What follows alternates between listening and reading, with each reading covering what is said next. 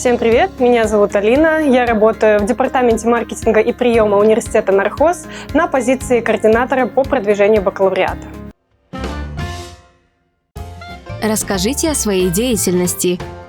Наш департамент занимается продвижением образовательных программ университета Нархоз в течение всего года, но на момент летнего периода мы приемная комиссия. Мы занимаемся приемом, набором студентов на обучение. Какие есть гранты в университете? Университет Нархоз оказывает достаточно сильную финансовую поддержку для абитуриентов и других поступающих в наш вуз.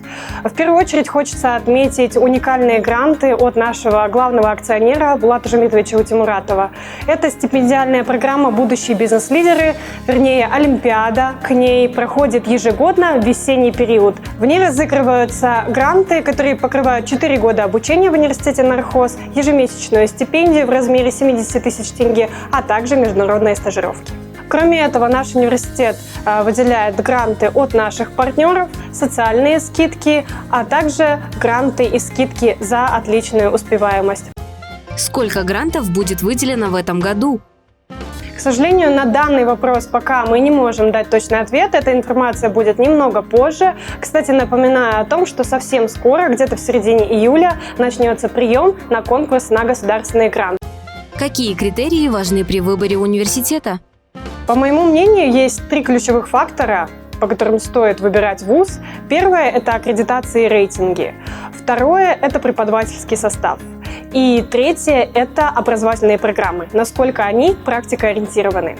Также от себя, наверное, хочу еще 2 фактора добавить. Это студенческая жизнь, а также инфраструктура. Я могу поступить в университет, если не набрал пороговый балл?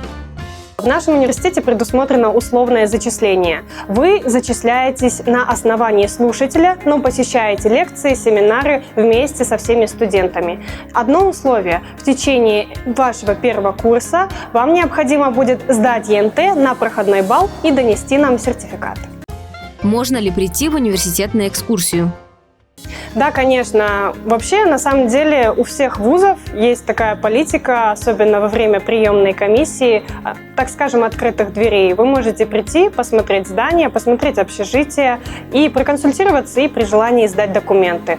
Так, например, в нашем вузе каждую пятницу проводится кампус-тур. Это дополнительное мероприятие. То есть вы можете прийти и посмотреть наш кампус в течение всей недели в рабочие часы приемной комиссии. Но если вы хотите, так скажем, отдельную специальную экскурсию, то, пожалуйста, приглашаем вас на кампус-тур каждую пятницу с 4 до 5. Ваши пожелания абитуриентам?